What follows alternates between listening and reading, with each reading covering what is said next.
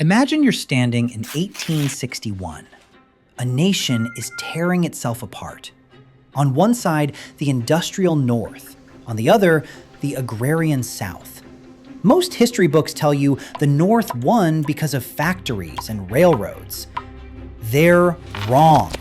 The North won because of a marketing scheme involving a $50 piece of paper. While the South was drowning in worthless ink, the North was building a financial vacuum cleaner that sucked up the life savings of every farmer from Maine to Iowa. This is FinLeo. Sharpen your claws and secure your stakes. Hit like to join the pride. Track it to the end. Grab the summary. Now, let's follow the scent of wealth and uncover the second law of finance, capital aggregation. Let's hunt. The biggest lie you've ever been told is that money is scarce. Economics professors love that word, scarcity. They make it sound like there's a permanent, drizzling rain of not enough. But that's prey logic. In the world of the hunt, money isn't scarce on a Tuesday at 3 p.m. It's scarce at the bottleneck. Think about your own life. You don't need $1 million to buy a sandwich today. You need $1 million when you're buying a house, funding a startup, or paying for a life-saving surgery. Humans don't face a constant shortage. We face point-of-impact constraints. We need a massive surge of power at a specific coordinate in time.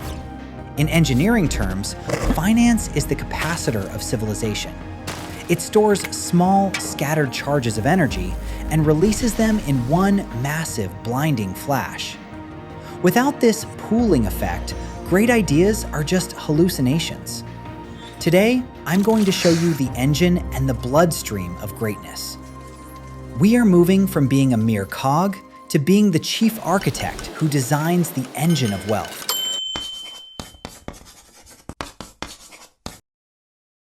The American Civil War was a slaughterhouse, but for the first 2 years, the Union was losing. The North had the men, but they were running out of the sinews of war. War isn't fought with bullets. It's fought with the ability to buy bullets. By 1862, the US Treasury was a ghost town. They needed $500 million, an unthinkable sum at the time, to keep the boots on the ground. The government went to the elite bankers, the whales of Wall Street. The bankers looked at the battlefield, saw the Union retreating, and said, "No thanks, we're not betting on a losing horse." This is the classic prey mindset. The elites only move when the risk is zero. Enter Jay Cooke, a Philadelphia banker with the soul of a lion and the brain of a master engineer. He realized that while the whales were scared, the minnows, the average American family, were sitting on a collective gold mine. Look closely at the critical turning point. Cooke didn't ask for a loan. He sold a future.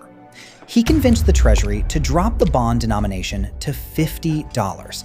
That's accessible. Then he hired an army of 2,500 financial scouts to ride into the mud of small-town America.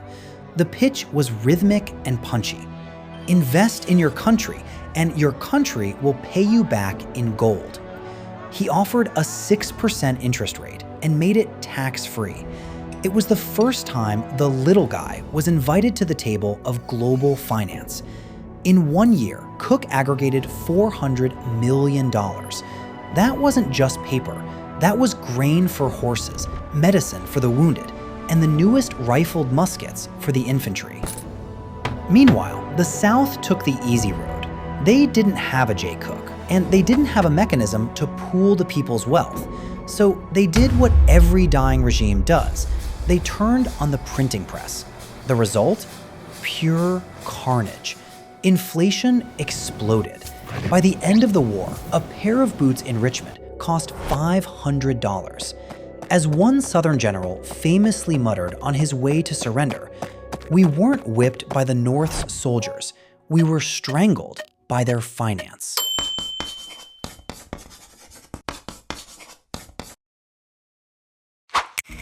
Let's shift gears. Wars are for survival, but trade is for dominance. In the early 1800s, New York City was a nothing town. It was a third-tier port behind Philadelphia and Boston. Why? Because the Appalachian Mountains were a giant wall blocking the American West. The solution was a 363-mile ditch through the wilderness, the Erie Canal. But this great ditch was estimated to cost $7 million. In 1817, that was roughly 30% of the entire US federal budget. The federal government refused to fund it. Even founding father Thomas Jefferson, the man who doubled the size of the nation, called the project a little short of madness.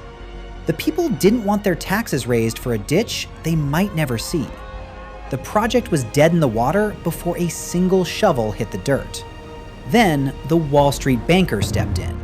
They used financiers' logic and issued municipal bonds in stages. The first $1 million was used to build the first section. As soon as that section opened, it started generating tolls. This was the critical turning point. The bondholders weren't just betting on a promise, they were seeing the cash flow in real time. When the canal opened in 1825, the world changed overnight.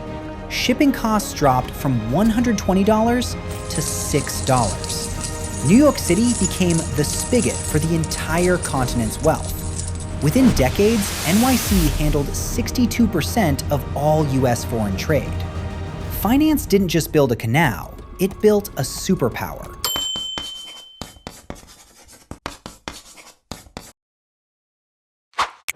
The verdict is clear.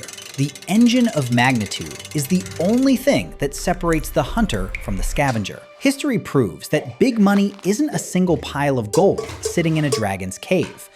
Big money is a process. It is the art of taking 1 million drops of water and turning them into a dam-breaking flood.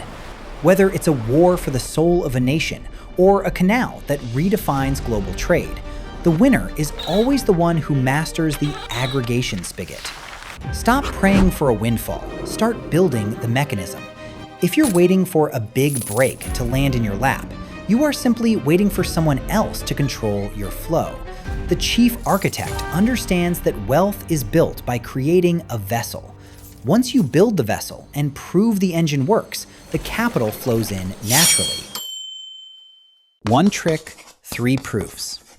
The Minnow Army $50 bonds pooled $400 million. Small money won the war. The impossible ditch. Staged bonds turned a $7 million gamble into 62% of US trade. The vessel rule. Don't chase capital. Build the mechanism it flows into. History has provided us with the eternal logic of scale. Finance isn't a zero-sum game. It's a multiplier of human will. The Civil War wasn't won in the trenches. It was won in the ledgers. New York wasn't built by luck. It was built by bonds. Instead of waiting for the flood, start digging your ditches today. The rain of scattered resources will naturally gather into a massive force. Master the hunt. Subscribe to join the pride. I am FinLeo. Stay hungry, stay sharp. I'll see you at the next hunting ground.